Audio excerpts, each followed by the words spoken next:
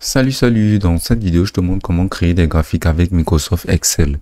Alors, c'est vraiment très simple comme procédé. Déjà, on va se rendre sur la plateforme Microsoft Excel, que ce soit sur l'application ou bien sur l'application directement sur Microsoft 365.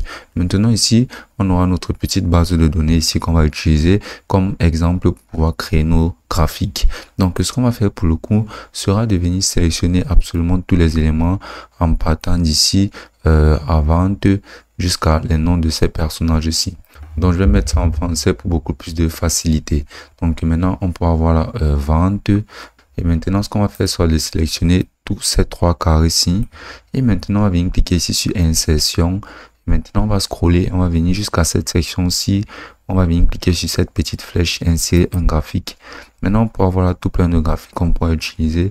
Donc, on va par exemple venir sélectionner cette courbe-ci. Et là, ça nous générera donc cette courbe qui représentera nos données qu'on peut voir ici. Donc là, on peut voir janvier, février, mars, septembre, décembre et tout. Et on peut voir les valeurs de nos ventes.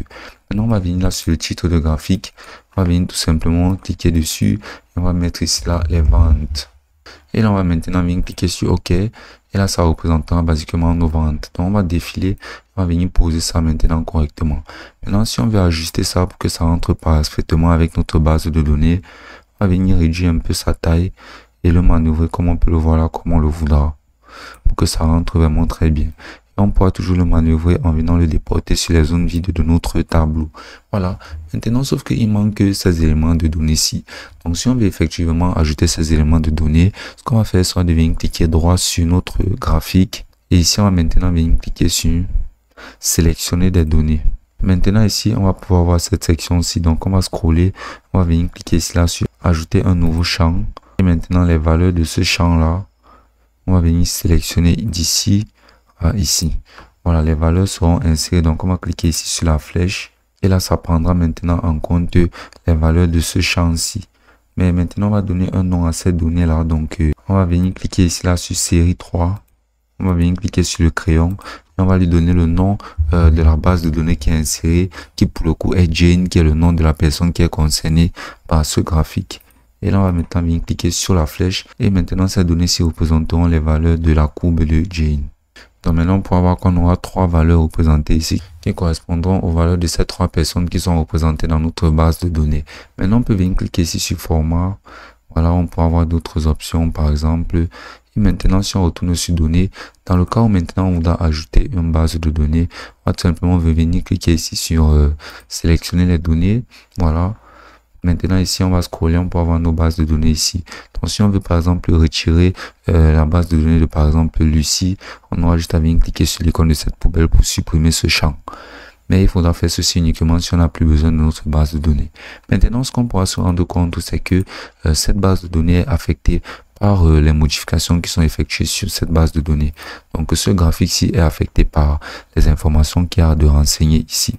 Donc, par exemple, si je viens retirer ce 12 et que je viens mettre ici là, on va dire 600, on pourra voir là qu'il y aura un pic à ce niveau-ci qui correspondra à cette donnée de 600 que je viens d'insérer. Donc, toutes ces informations, celles-là sont parfaitement mobiles et dynamiques. Donc là, si je viens mettre autre chose comme 75, ce sera modifié de la manière nécessaire. Maintenant, si je reviens cliquer ici et que je viens cliquer ici sur graphique, je pourrais voir plusieurs types d'interfaces qu'on pourra mettre à la place. Par exemple, si on revient là, on peut voir là qu'on peut même avoir cette colonne-ci par laquelle on peut représenter nos données à travers ces colonnes-là. Donc, il y a vraiment énormément de choix au moyen de la représentation graphique avec laquelle on peut représenter nos données. Donc, on aura juste à choisir ce qui nous correspondra le mieux et on pourra directement l'utiliser pour représenter nos données. Donc, pour le coup, ceci rentre vraiment très bien. Donc, on va utiliser ceci. Et maintenant, dans le cas où on doit changer les couleurs, on va juste venir cliquer droit. Et ici, on va cliquer sur format.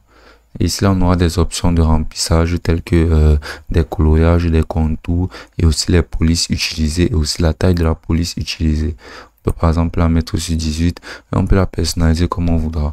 Maintenant, si on revient cliquer aussi gauche et on vient cliquer ici là sur texte de remplacement, on pourra y assigner un post et une description à ce texte de remplacement. Donc, basiquement, on a notre graphique qui est bien inséré. Comme on a pu l'observer au préalable, on pourra utiliser divers autres types de graphiques ici, comme par exemple ces divers types de graphiques disponibles ici. Donc tout ceci est facilement utilisable et ça représentera notre base de données Excel. Et ce sera aussi simple que ça.